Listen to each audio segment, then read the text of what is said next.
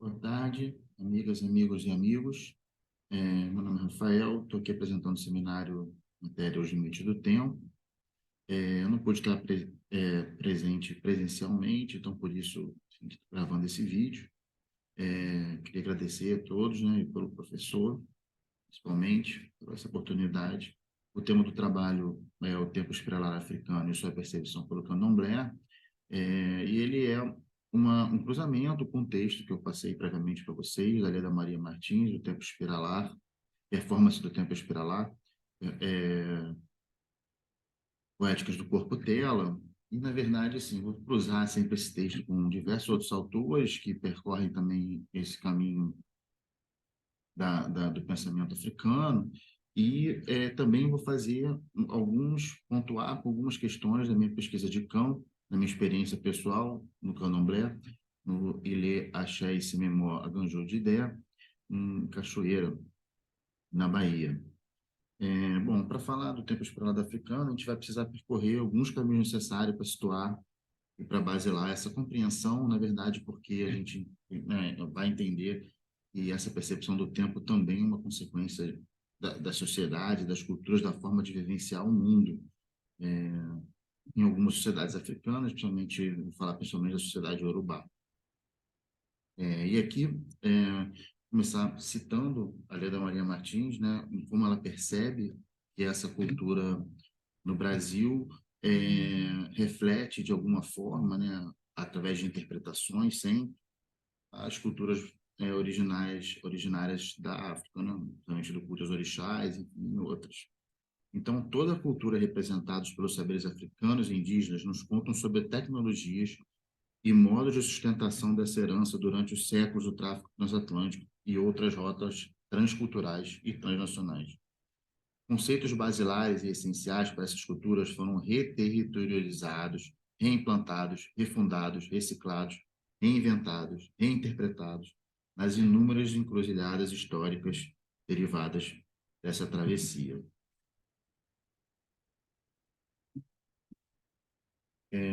O que restava ao povo negro nessa parte do mundo era adaptação e reinterpretação. E, nesse sentido, a gente pode fazer um paralelo com o conceito de Atlântico Negro, do Paul Gilroy. Paul Gilroy, desenvolvendo e ampliando o conceito dessa unidade formada pela multiplicidade, considera, citando o historiador americano Peter Linerbot, nascido em 1953, que o navio negreiro é o mais importante canal de comunicação pan-africanista antes do aparecimento do long play. É um povo extremamente dinâmico, não só como mercadorias escravocratas, mas também engajado em várias lutas por emancipação, liberdade e cidadania. E que propiciam, né, aos que dispõem a compreendê-las, a estudá-las, a pesquisá-las, um meio de reexaminar as questões complexas relativas à nacionalidade, identidade e memória histórica. Então, os navios negreiros eram os meios vivos que ligavam vários pontos do mundo atlântico, realizando essa espécie de costura atlântica. São elementos móveis, dinâmicos, que representavam os espaços de mudança entre os lugares fixos que conectavam.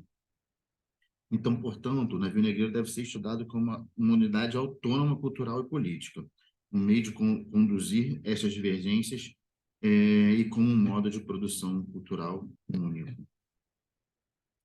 Nesse sentido, também cruza, né, com o conceito de hibridismo e mutabilidade do sociólogo jamaicano, um dos fundadores dos estudos culturais, Stuart Hall, que não se refere a indivíduos híbridos como um antagonista dos indivíduos tradicionais. É um processo permanente de tradução cultural que nunca finda, permanecendo sempre em indecidibilidade. Então, hibridação e transformação são capacidades de estar em constante movimento. A cultura na diáspora, portanto, não é uma redescoberta ou uma viagem à origem. Não se trata de uma arqueologia. Ela é uma produção, contudo, que depende do conhecimento da tradição e origem e em eterna mutação. Não é uma questão do que a origem pode fazer pela gente. É o que podemos fazer pelas nossas origens. A cultura não é uma questão ontológica de ser, mas de se tornar. Tecendo essas conexões atlânticas, somos levados a compreender e vivenciar esse diálogo entre as populações dispersas pela diáspora negra. A cultura e a religião tornaram ainda mais evidente essa malha de conexões, nos dando suporte para a produção dessa nova África mítica, né? Aqui a gente tem aspecto cultural, né? Essas ligações, né, na verdade, entre Nigéria, Bahia e Jamaica, similaridades, né? E da mesma forma, ainda mais, talvez, ainda mais presente na religião. Aqui, né, o cultura dos Chás na Nigéria, o Candomblé na Bahia e a santeria de Cuba, a iniciação dos eleguns, que são quem incorporam os deuses. Tá? Então, nesse sentido, né, os rituais acabam ocupando um lugar essencial nessa compreensão, pois são, como Leda Maria Martins citando ela, que são territórios e ambientes de memória, e criam e transmitem pelos repertórios orais e corporais gestos, hábitos, formas e técnicas de criação de transmissão. São registros e meio de construção identitária, transcrição e resguardo dos conhecimentos. Os cantos, danças, figurinos, adereços, objetos cerimoniais, cenários, cortejos, festejos, em sua cosmopercepção filosófica e religiosa, reorganizam-se aos repertórios textuais, históricos, sensoriais, orgânicos e conceituais da África mítica, África de origem. Muitos pensadores africanos indicam essa capacidade de interação como um fator essencial na sua permanência. A coexistência entre as dimensões física, material e espiritual, e a ideia de que há vida e existência significativa no estado mineral, na fauna, na flora, nos gases, nas águas, em seus vários estados, em todos os seres e entre eles o humano. Essa complexa rede de pensamento sobre o cosmos, esse acervo de saberes constitutivos fundamentais na cosmopercepção do mundo africano, e atravessaram com a diáspora o mar, o oceano. E assim também nos ensina o mestre Didi baiano, falando dessa tradição e da releitura, né? Citando o mestre Didi. Quando falo de tradição, não me refiro a algo congelado, estático, que aponta apenas à anterioridade ou antiguidade, mas aos princípios míticos inaugurais constitutivos e condutores da identidade, da memória, capazes de transmitir de geração a geração continuidade essencial e, ao mesmo tempo, reelaborar-se nas diversas circunstâncias históricas, incorporando informações externas que permitem renovar a experiência, fortalecendo seus próprios valores.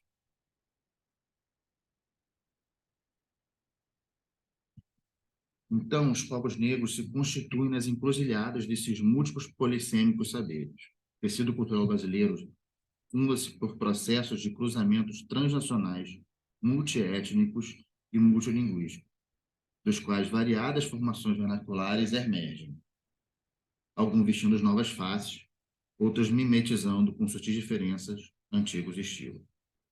Na concepção filosófica de muitas culturas africanas e afro-brasileiras, assim como nas religiões ali referenciadas, a encruzilhada, representada aqui, né, pelo Oceano Atlântico, é o lugar sagrado das intermediações entre sistemas e instâncias de conhecimento diversos e aponta para o movimento circular do cosmos e do espírito humano, que gravitam na circunferência de suas linhas de interseção.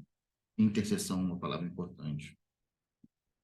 Nesse sentido, o candomblé pode ser um exemplo exatamente dessa interação, porque ele nasce heterogêneo por natureza, né? Fruto do intercâmbio de diversas etnias foram traficadas, né, para cá. E essa síntese foi fruto de uma questão de sobrevivência, né? Porque entendemos já nos dias de hoje que a segregação foi usada como arma escravocrata para a contenção de organização dos escravizados. Quer dizer, eles misturavam diversas etnias, muitas delas inimigas, enfim, na África, com disputas territoriais e culturais, numa intenção de que isso evitasse uma articulação. Só que foi exatamente ao contrário do que aconteceu, né? E aí, voltando à cosmogonia, né, os deuses do candomblé são chamados por diversos nomes, dependendo do lugar de origem dos africanos escravizados que fundaram a religião aqui no Brasil. O candomblé nasce no Brasil. Os orixás são cultuados no candomblé de nação Nagô, os voduns são nos daomeanos e os inquices nos bantos.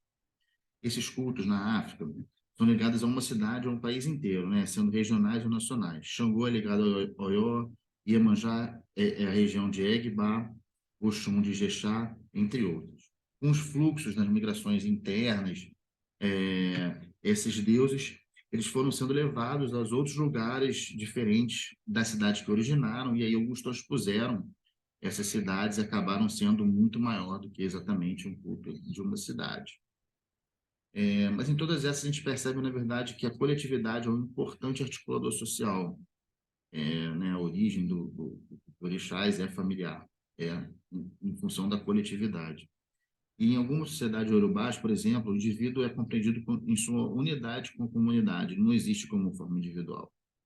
Quer dizer, ele existe em forma individual, mas ele só é compreendido enquanto faz parte da sociedade.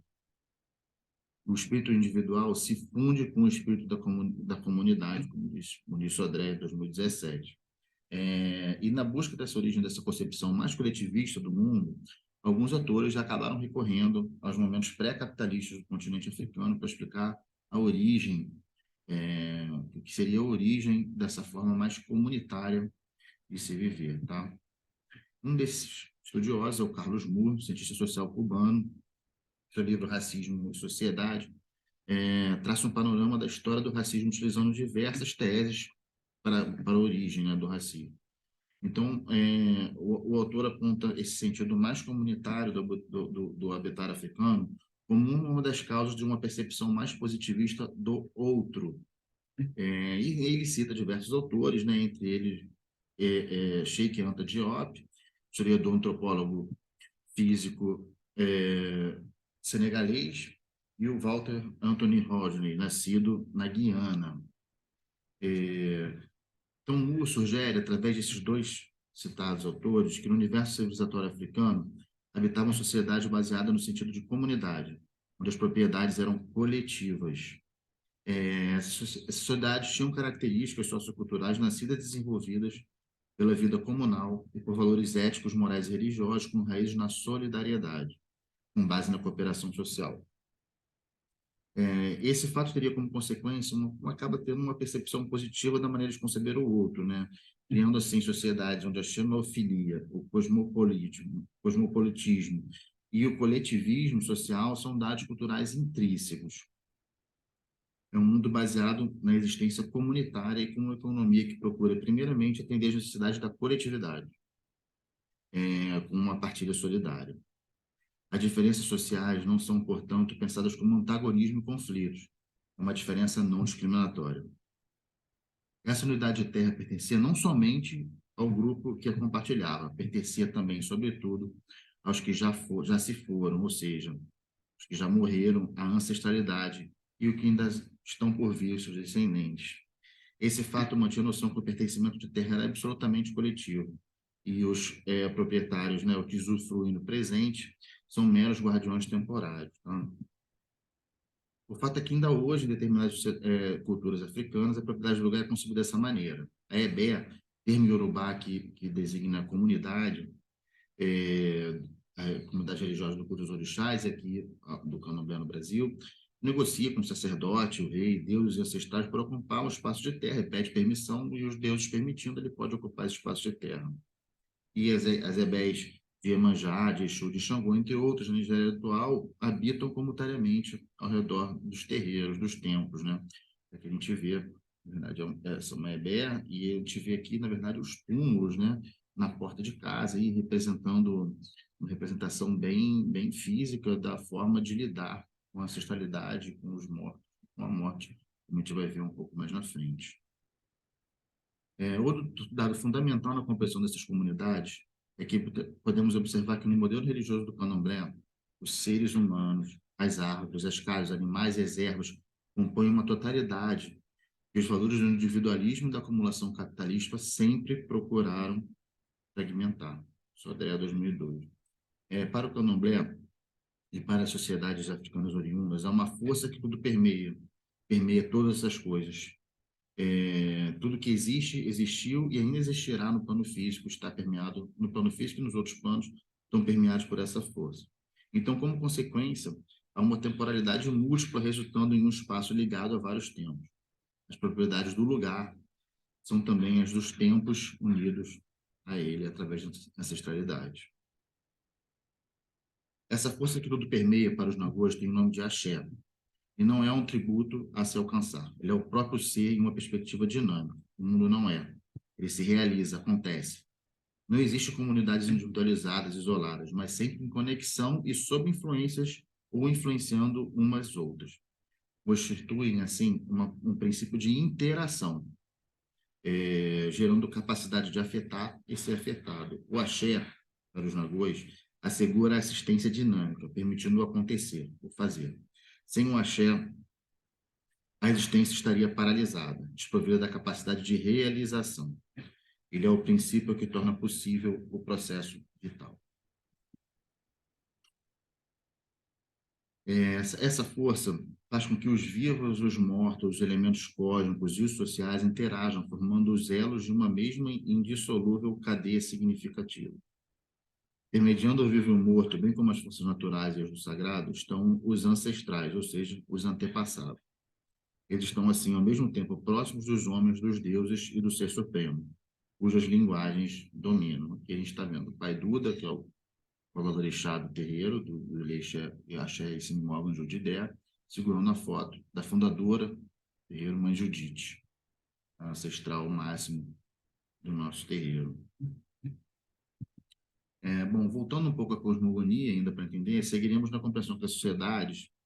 A gente vai entender os deuses nessa filosofia são seus ancestrais divinizados, chamados orixás, como vimos na nação Nagô, Voduns, os daomeanos, mais ligado a Daomé, norte da Nigéria, já pegando um pouco, né, mais para cima, e os inquices no Banto. O Banto também, essas definições são todas meta-étnicas, tá? Elas foram definições que foram mudando ao longo dos anos, então são todas meta-étnicas, na verdade, enfim, bem complicados, mas o Banto é um tronco linguístico, né?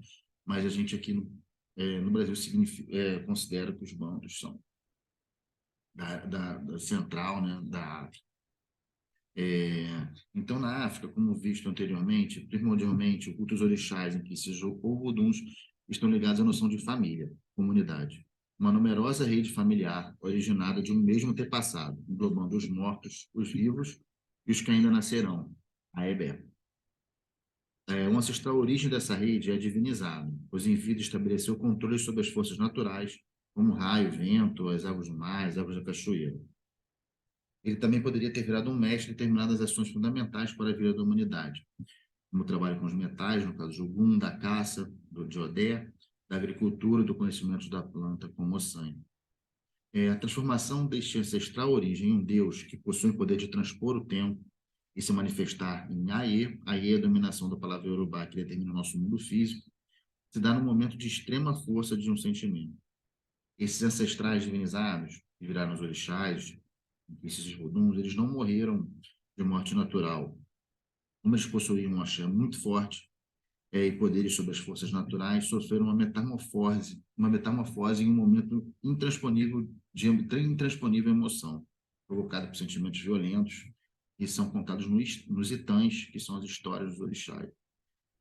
Então, nesse momento de extrema emoção, a força da matéria desapareceria, queimada por essa extrema sensação, sobrando somente a força primordial, o axé, o poder em estado de energia pura.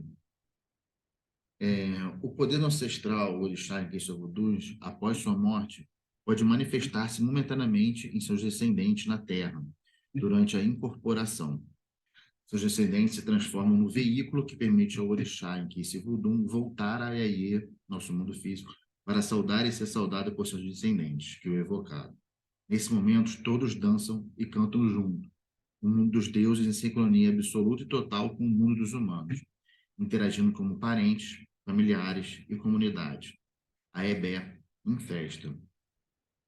E podemos entender aqui, devido à valorização da ancestralidade, também há uma valorização do mais velho, não apenas biológico, mas sim no sentido de antiguidade iniciática, de sabedoria.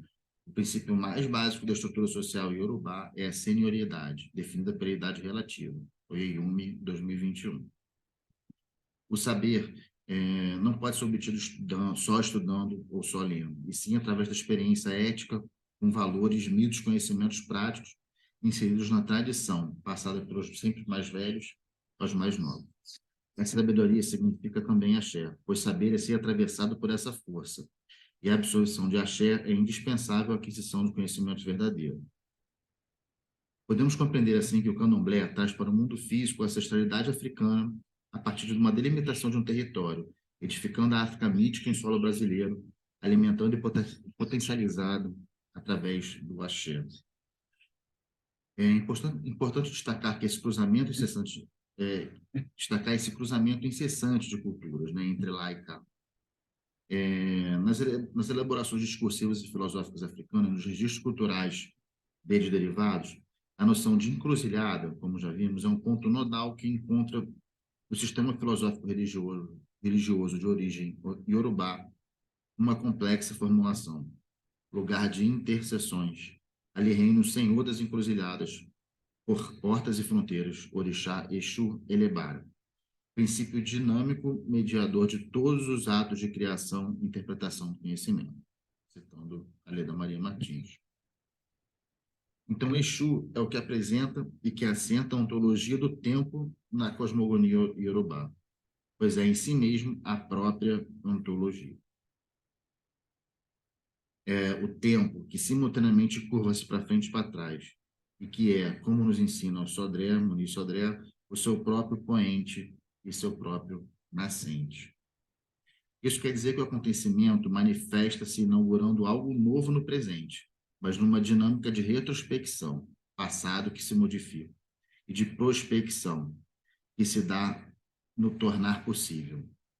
Em outras palavras, esse acontecimento não é em si mesmo temporal, isto é, não está num horizonte determinado, mas é temporalizante. Ele funda o tempo, que implica já trazer consigo o seu poente, o seu nascente. Diferentemente da temporalidade ocidental do sujeito, que faz o tempo do acontecimento, o acontecimento são os fatores que determinam a cadeia do tempo. Com Exu, a temporalidade não é constituída, ela é constituinte, isto é, uma dimensão da experiência que inventa o tempo por meio da articulação dos eventos regidos pela origem, isto é, por um proto-acontecimento que engendra um destino comum a todos e faz aparecer até mesmo o inexistente. Nessa dimensão, o indivíduo está ao mesmo tempo atrás e adiante de si mesmo. O acontecimento inaugurado por Exu não é algo que se possa inserir como uma peripécia numa história com passado, presente ou futuro já dados, pois ele é ele mesmo que faz a história do seu grupo, logo ele constrói o seu tempo, o tempo, que é de reversibilidade. Em termos mais claros, a ação de Exu não está dentro do tempo, ele o inventa. Leda Maria Martins. Nessa concepção religiosa, a filosofia da gênese da produção espiralada do conhecimento, a encruzilhada é um princípio de construção teórica e metafísica, um operador semântico pulsionado de significância, ostensivamente disseminado nas manifestações culturais e religiosas brasileiras, principalmente aqui tratando da predominância nagô. Essas encruzilhadas de saberes e a produção do conhecimento que daí derivam nos revelam e ensinam os complexos, sofisticados e refinados meios de formulação pelos quais a memória se reinscreve, imanta e repõe valores culturais de variada abrangência, significação e expansões isomáticas. Os povos das diásporas africanas eram essa percepção de que o mundo contém a sacralidade da existência dos seres diversos que a tradição nagô e iorubá também professa como perfeição. Tudo faz parte, não existe sagrado e profano, tudo é sagrado. Todo o universo está inserido dentro de uma dinâmica religiosa. Ela abarca todos os domínios da vida de produção, cultura privada, vida pública. O seu objetivo é manter o bem-estar da comunidade. É a vida para a religião e a religião para a continuidade da vida. A concepção espiralada do tempo funda-se no lugar de privilégio do ancestral que preside, como presença, as espirais do tempo, habitando a temporalidade transiente. O ilimitado passado, composto de presente, passado e futuro acumulados, é um núcleo de energia vital em movimento. Essas interfaces e alianças entre a pessoa e a coletividade e os ancestros, tudo pulsa como elos indissociáveis e complementares de uma mesma cadeia significativa, privada de ancestralidade, princípio base, ordenador, motor, estrutura e rede de todo o pensamento. A gente tem a concha do caracol ocotô, significando, né, representando esse tempo espiralar. O culto aos ancestrais preserva e atualiza da melhor maneira possível a originalidade e a genuinidade dos elementos estruturantes da cosmovisão africana, que contempla essa concepção do universo. Esse princípio magno ordena as relações sociais, as dimensões religiosas, metafísicas e seculares, as dinâmicas de produção, os valores éticos e estéticos, as medidas e intercâmbios, interlocuções e interdependência entre todos os entes e seres do cosmos. As interlocuções com as divindades, a acoplagem dos princípios de existência genérica e individual, a aliança necessária entre a vida e a morte, a distribuição da energia vital, tudo, enfim, se ordena e se estrutura no seio da concepção ancestral, fundante dos frisos civilizatórios africanos, e nesse caso, iorubá.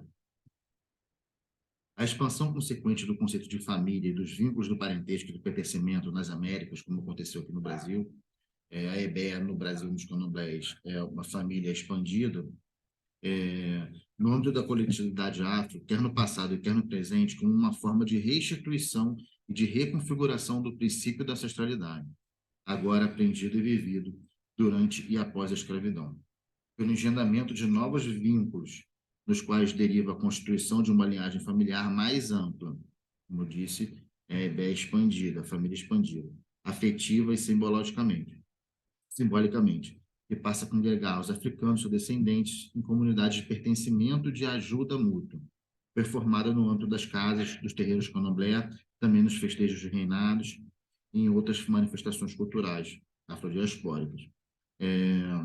E em inúmeros outros modos de recomposição da herança da memória africana transcriadas no território aqui no diáspora.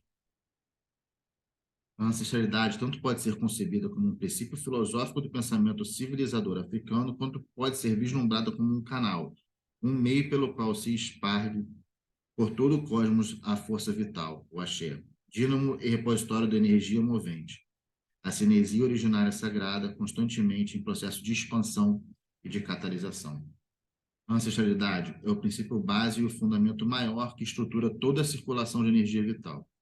Os ritos de ascendência africana, religiosos e seculares, reterritorializam a ancestralidade e a força vital como os princípios motores e agentes que imantam a cultura brasileira, em particular as práticas artísticos culturais afrodiaspóricas. Então, a ancestralidade é clivada por um tempo curvo, recorrente, anelado, um tempo espiralar, que retoma, restabelece, também transforma e que em tudo incide. Um tempo ontologicamente experimentado com movimentos contíguos e simultâneos de retroação, prospecção e reversibilidades, dilatação, expansão e contenção, contração e descontração, sincronia de instâncias compostas de presente, passado e futuro. E através da ancestralidade que se alastra a força vital, axé, dínamo do universo, uma de suas dádivas. É um movimento cíclico, sempre progressivo e sempre retorna ao mesmo ponto, porém a um outro nível. Esse movimento, como já falamos, é representado pela concha de caracol ocotó. Um crescimento constante e proporcional, uma continuidade evolutiva de ritmo regular. Essa forma de viver o tempo é refletida em todas as escalas, na relação com os ritos e cultos, com a comunidade religiosa, com os orixás, com seus corpos, com as danças, as músicas e com a ancestralidade. Seguindo esse raciocínio, para se avançar em alguma coisa, precisa sempre voltar às tradições e ritos mais enraizados, para relê-las e então evoluir. O infinito é uma eternidade cíclica, sempre voltado ao mesmo ponto, mas mesmo assim que pode ser compreendido como uma lógica cronológica e espiralada. É o fluxo do axé que impulsiona o movimento do espaço-tempo em espiral. O eterno movimento como elemento essencial do candomblé, fazendo dessas transformações um modo de permanecer vivo. A relação transformação-permanência do candomblé constrói uma lógica de outra natureza, uma racionalidade de outra ordem, onde a tradição, através do dinamismo do axé e de suas releituras, só permanece através das mudanças e das transformações. Então, o existir só é possível com a mutação, com as mutações e transformações. E nos explica aqui o arquiteto doutor Fábio Velame, da UFBA, o tempo diferido, o tempo espiralado, o tempo ocotó de Exu, imprime na iminência a repetição sem volta ao mesmo, porque ao retornar de forma cíclica através da espiral, sempre volta diferente, o mesmo indefinidamente alterado. Possui em seu movimento, no infinito, algo que permanece que sempre é o mesmo, sempre igual, imutável e eterno. O axé imprime o movimento à espiral. O fluxo do axé é a própria linha da espiral, seu movimento e o sistema dinâmico do axé que a constitui. Então, o tempo africano é totalmente composto desse axé para os nagôs. É um tempo sagrado, chamam em banto de zamani, que envolve o tempo vivido, sassa. Então, existem essas duas composições, né? O tempo sagrado e o tempo vivido. Tempo vivido aí, tempo sagrado Orum.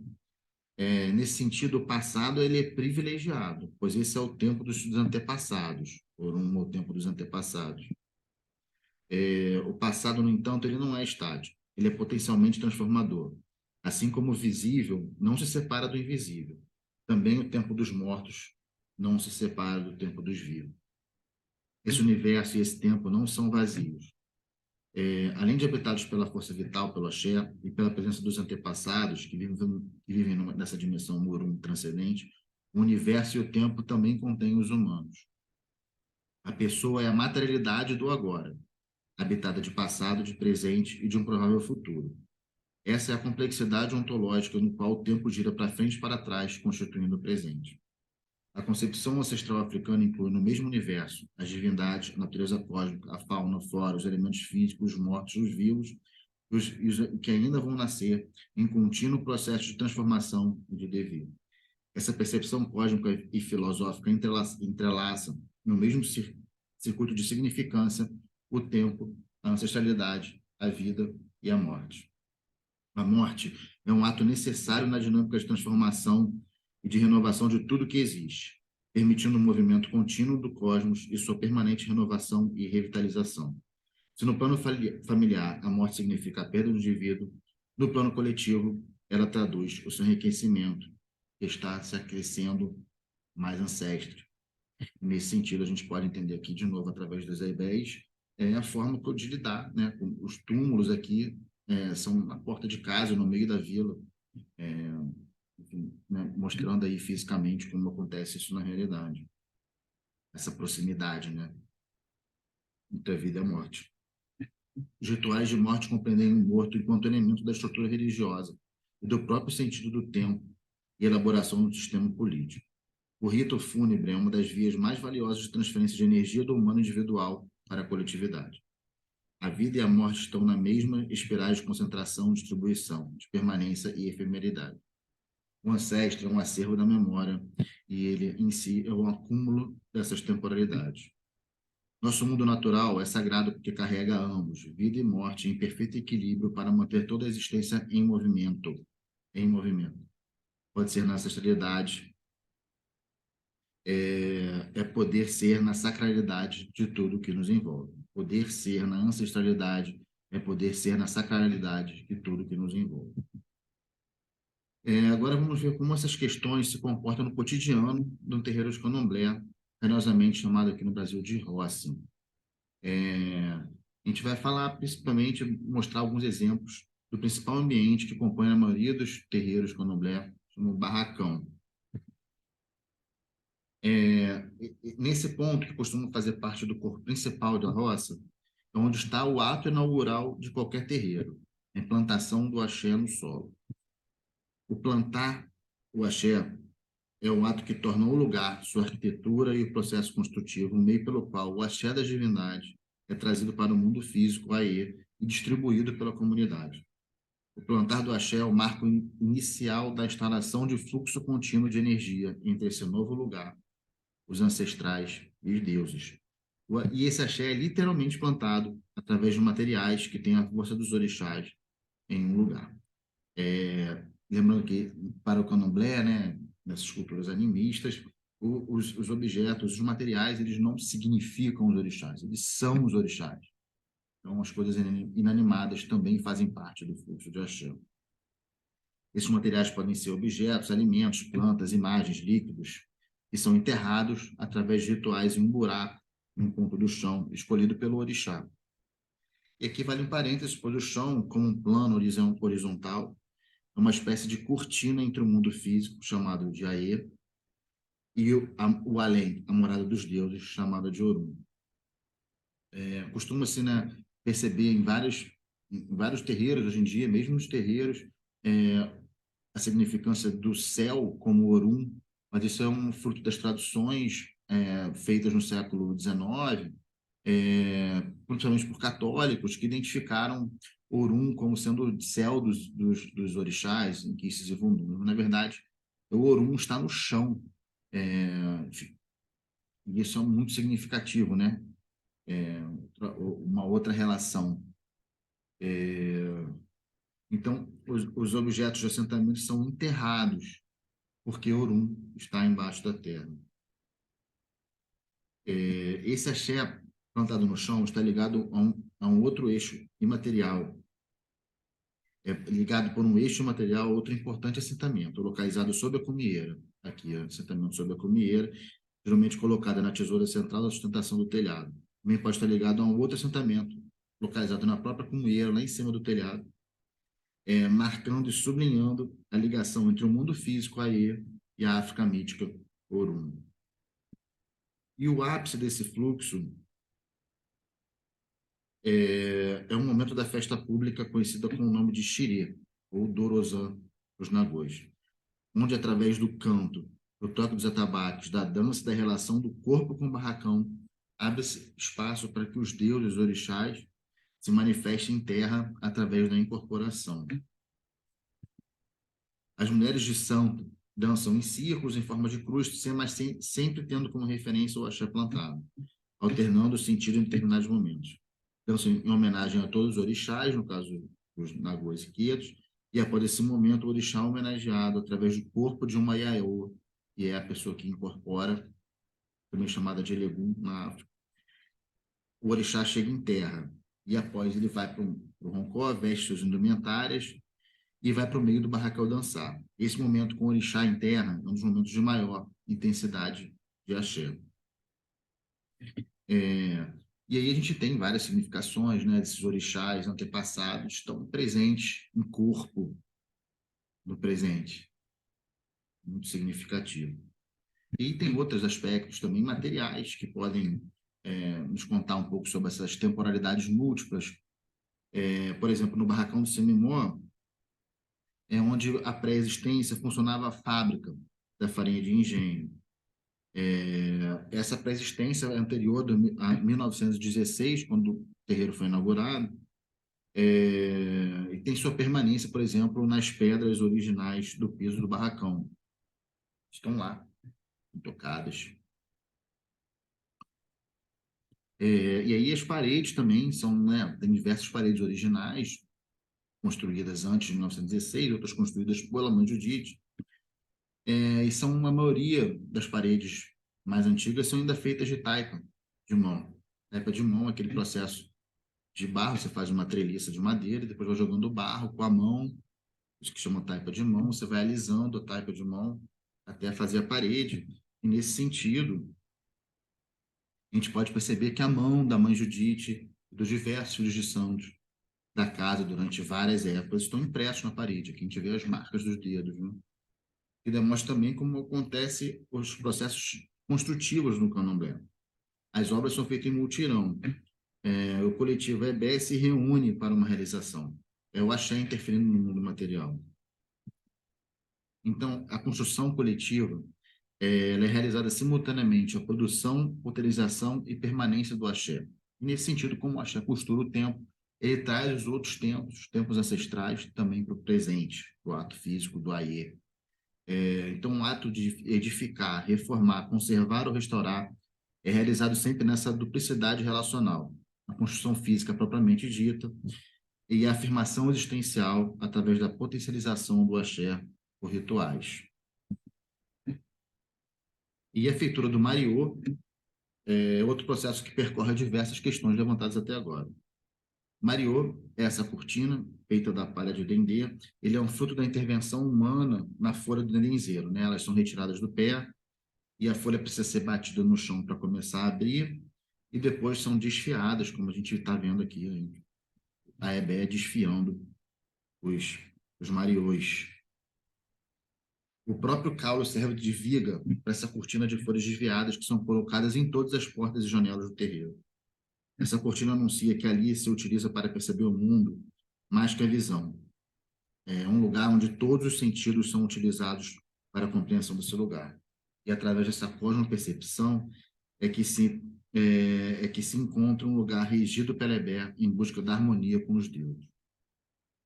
O Mariô se transforma num elemento de arquitetura efêmero e sempre precisa ser renovado e cuidado.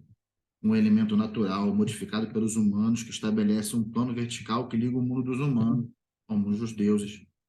E isso indica novas formas de viver, por exemplo, a arquitetura.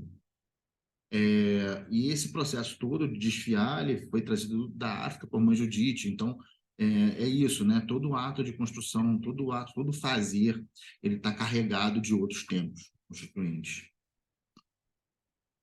O fato é que cada reforma ou construção física é tratada pelo Babalorixá como um rito. E é nesse mutirão onde são passadas as sabedorias, histórias do passado, as histórias do presente e os ritos. Construir é conhecimento, e assim faz parte da potencialização do axé. Como a parede de taipa, as estruturas de casa feitas de madeiras retiradas do próprio terreno, ou das telhas artesanais feitas no próprio terreiro, todos os tempos se unem. Cada telha tem seu axé, como nos lembra Pai Duda em uma de nossas conversas. E aí, por exemplo, também, né, Mãe Judite é filha de Xangô, a fundadora do terreiro, né?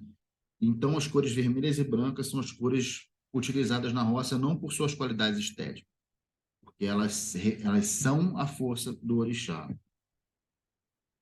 Então, as cores vermelhas e brancas não representam Xangô ou Aganju, elas são o próprio orixá.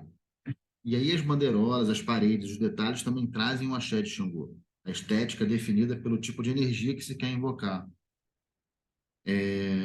Sendo assim, né, o barracão do Simimó é um exemplo desse extremo dinamismo, mutabilidade, hibridação, releitura, que fazem do terreiro de Candomblé um representante multicultural do Atlântico Negro.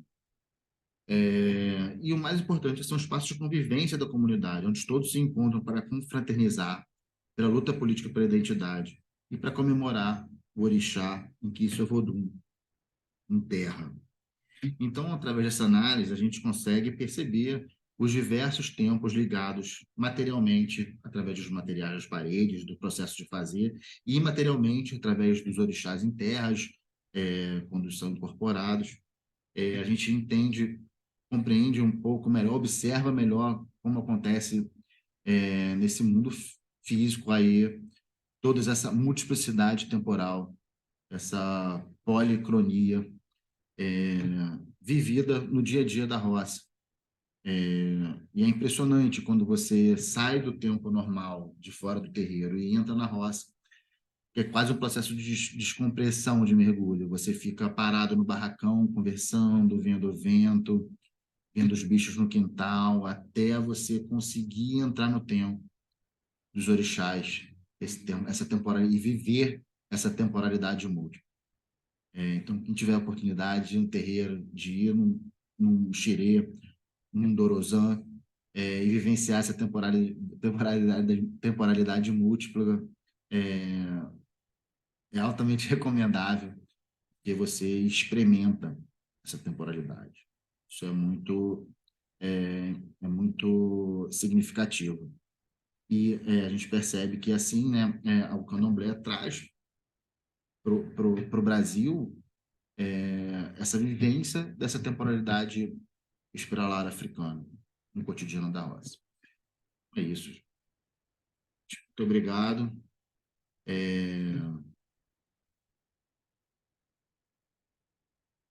E qualquer dúvida, depois vocês podem me escrever, o professor pode me falar, tá? Muito obrigado pela atenção e abraços. Axé.